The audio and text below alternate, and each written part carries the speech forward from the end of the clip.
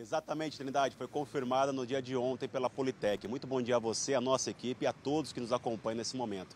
Essa informação foi divulgada nesse início do final de semana, que a perícia técnica aqui da capital, a Politec, acabou confirmando através de exame de DNA de material genético que os dois corpos localizados naquele dia 17 de março do mês passado, naquela região de mata, lá na região do Pirineu, em Várzea Grande, foi sim dos dois, o pai e filho. O pai, o Ricardo Alves, de 41 anos, e o filho, o Rian Alves, de apenas 18 anos.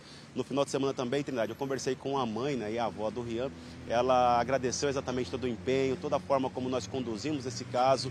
Nós estávamos ali tentando informações dos maranhenses. Ela me relatou que ela estava aguardando informações do filho dela. Ela tinha a expectativa de que nessa busca pelos maranhenses pudesse localizar o filho dela e o neto.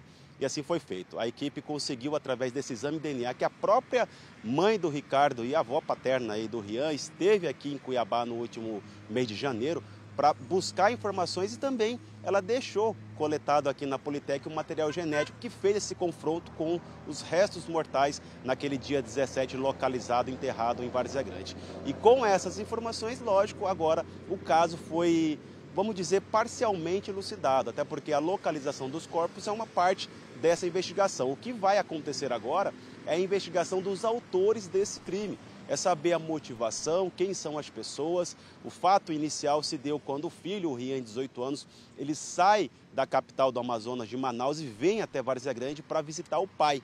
E naquela oportunidade, pouco mais de 2 dias, o filho desaparece. E aí o pai sai em busca de informações do filho, querendo saber do paradeiro.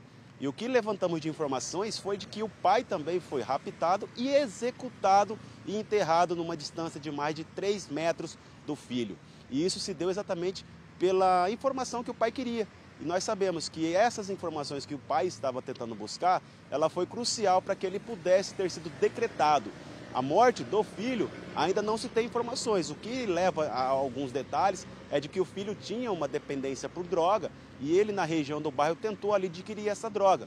E por algum motivo ou outro, lógico, a facção rival entendendo que ele, sendo ali da região norte do país, pudesse pertencer a uma facção rival. E assim foi feito, né? Ele foi executado e o pai, na sequência, também foi morto e enterrado.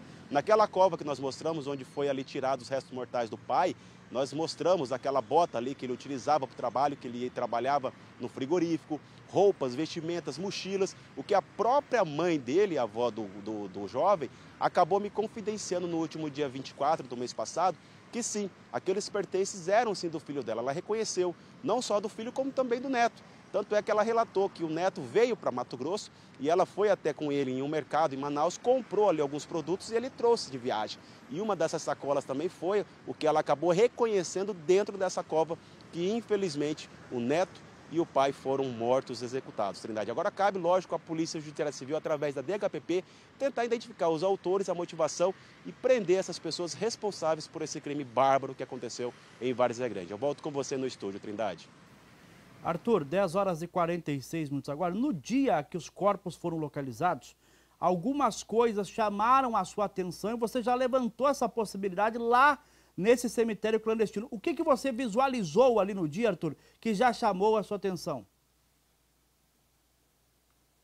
Deixa eu só restabelecer contato com o Arthur Garcia, só restabelecer para a gente tirar essa dúvida com ele. 10 horas e 46 minutos, estamos restabelecendo o contato com o repórter Arthur Garcia. Enquanto isso, você vai acompanhando as imagens do dia em que os corpos foram localizados em um cemitério clandestino lá em Várzea Grande, se eu não me engano, na região do Costa Verde. Arthur, no dia que os corpos foram localizados, algumas coisas chamaram a sua atenção e você já tinha, à época, levantado essa possibilidade. O que você observou ali no local que chamou a sua atenção? Ô Trindade, de primeiro foi exatamente aquela sacola plástica daquele mercado, né? Quando ali o Dr. Nilson, junto com os policiais do DHPP, tiraram aquela sacola e leram ali o nome de um mercado, que era Baratão da Carne, algo assim, eu logo fui pesquisar isso no Google e vi exatamente que aqui na região Cuiabá, Várzea Grande, em Mato Grosso, não tinha nada relacionado àquele nome. O que apareceu de primeiro foi exatamente um mercado e açougue em Manaus. Então, naquele momento ali, foi crucial essa informação, porque se existia a informação do jovem, o Rian, que veio de Manaus, estava desaparecido há pouco mais de 3 meses em Várzea Grande, e exatamente na região que é do Pirineu, tínhamos ali já um indício de que dentro daquela cova, daqueles restos mortais, poderia ser exatamente o pai e o filho que estavam desaparecidos. Outros detalhes foram exatamente as vestimentas. A mochila, que a própria mãe do Ricardo acabou reconhecendo, os pertences, a bota, que é uma bota térmica usada em frigorífico, todos aqueles objetos ali que chamaram muita atenção. E todos aqueles objetos, infelizmente, estavam com o Ricardo após ele ter voltado de um dia de trabalho, Trindade. Então você imagina, o pai sai para trabalhar, vai trabalhar angustiado, preocupado, porque o filho já estava desaparecido há mais de 48 horas.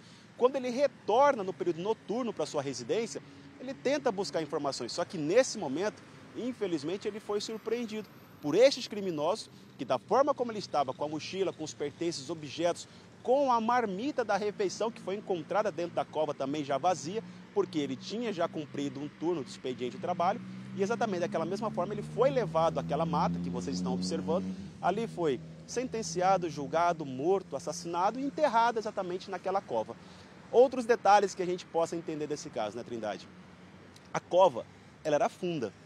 Será que o nosso telespectador, a nossa audiência consegue identificar quem é a pessoa que cavou exatamente a cova, Trindade? Será que o telespectador tem a noção do terror que essas vítimas passaram naqueles momentos finais ali?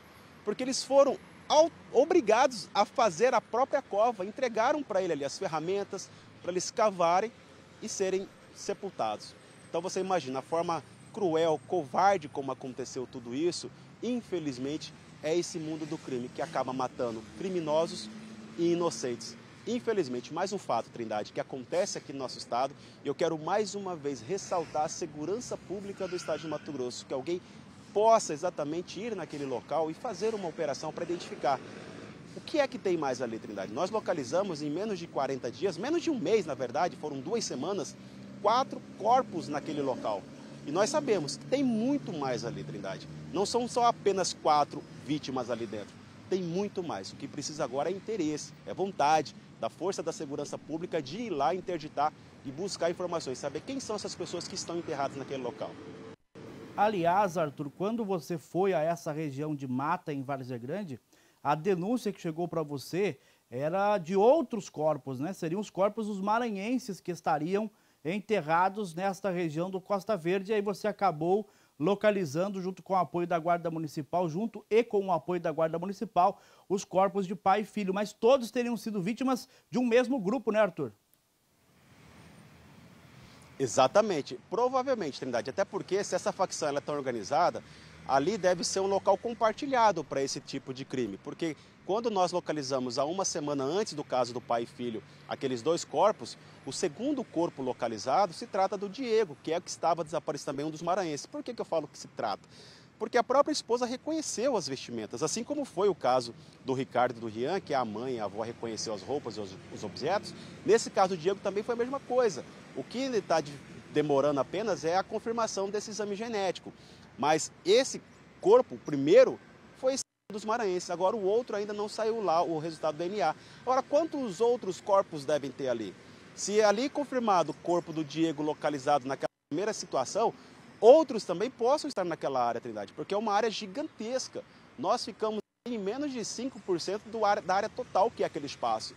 Então pode ter certeza, na próxima semana a gente pode sim acompanhar alguma operação que a polícia vai realizar lá. Em qualquer lugar, Trindade, que for fazer uma escavação ali, pode ter certeza, vão encontrar algo ali que infelizmente vai remeter a restos mortais de pessoas que foram assassinadas e sepultadas naquele local, Trindade. Muito obrigado, Arthur Garcia. 10 horas e 51 minutos. Então, exames confirmaram que os corpos localizados nesta região de mata em Várzea Grande são de pai e filho que estavam desaparecidos.